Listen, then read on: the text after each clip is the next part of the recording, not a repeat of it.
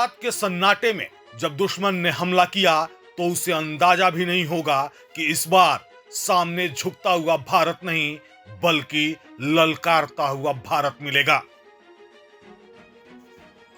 पठानकोट, जम्मू, उधमपुर हर जगह मिसाइलों की बौछार थी, लेकिन सारे मिसाइल हवा में ही जला दिए गए। भारत का सुदर्शन चक्र S-400 ने दिखा दिया कि अब भारत चेतावनी नहीं देता, सीधा वार करता है। इसके साथ ही पाकिस्तान की कायरता का जवाब समंदर से भी आया। भारतीय नौसेना ने कराची पोर्ट पर वो प्रहार किया जिसकी गूंज सिर्फ अरब सागर में ही नहीं, इस्लामाबाद के सत्ता की गलियारों तक सुनाई दी।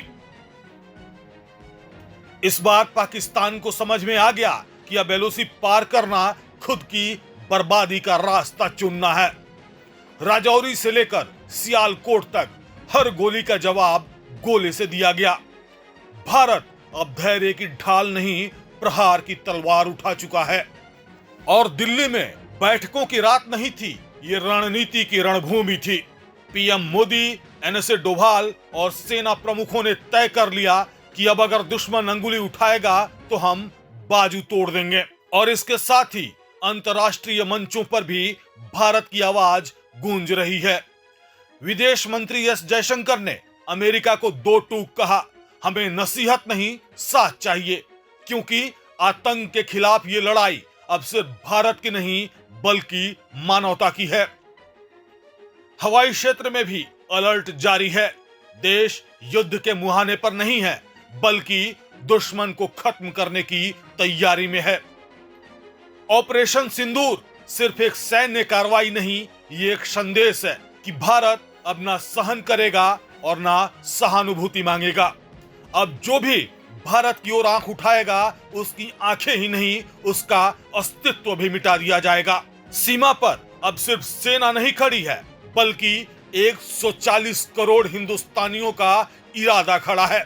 और वो इरादा कहता है कि हम शांति चाहते हैं, पर अगर युद्ध हुआ तो इतिहास फिर से भारत के नाम लिखा जाएगा।